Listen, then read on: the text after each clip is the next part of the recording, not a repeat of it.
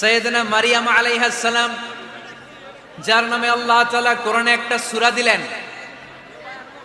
উনি পৃথিবীতে এমন একজন মহিয়সী নারী, যেই নারীর গর্ভে, যেই নারীর পেটের ভেতরে স্বামীর স্পর্শ ছাড়া সন্তান দিয়েছে কে? সাইয়েদনা ঈসা আলাইহিস সালাম পেটে আসলেন। মারিয়াম আলাইহিস সালাম লজ্জা পেলেন।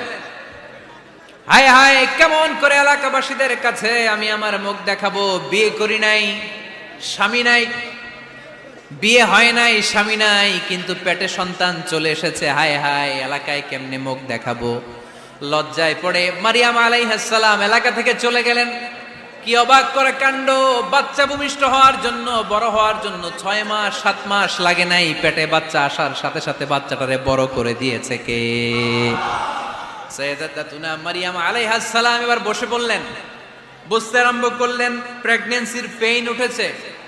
হঠাৎ করে পেট থেকে বাচ্চা ভূমিষ্ঠ হয়ে যাওয়ার পরে উনি কাঁপতে আরম্ভ করলেন। ক্ষুধার চোটে খাবার কিছু নাই, সামনে ঝর্ণা, উপরে একটা খেজুর গাছ।